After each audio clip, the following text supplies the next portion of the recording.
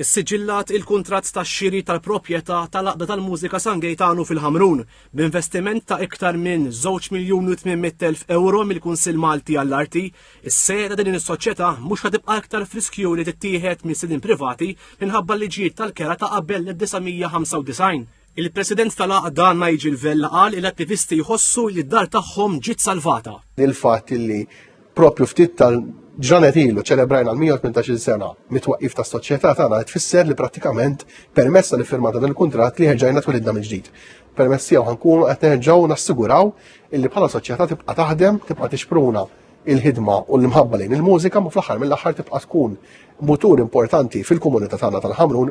Iċ-ċermen fit-taqsima tal-Kunsill Malti għall-Arti responsabbli mix-xiri tal-każini, James Pearsall qal li issa telgħu għal 11 il-każini illi nxtraw mill-Gvern u li m'għadhomx friskju illi jkunu żgumbrati fadal proprjetà oħra illi qiegħda fuq konvenju.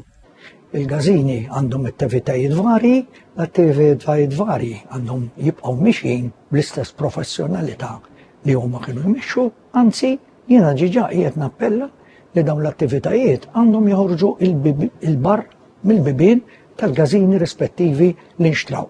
Ikunu komunità flimkien biex ikunu jistgħu jaqsmu anke l-esperjenzi tagħhom flimkien. Il-Ministru għall-Wirt Nazzjonali u Bonniċa qal li żgumbrament mhux biss kien jipperikola l-operat tas-soċjetajiet mużikali, iżda wkoll jeddet l-eżistenza tagħhom. Il-Ministru Bonniċa qal li s-soċjetajiet mużikali huma kruċjali fl-organizzazzjoni tal-festa. Kollox il-Gvern se jkun investa 19 miljun euro fix-xiri ta' 12 sede tal-każini tal-Balet.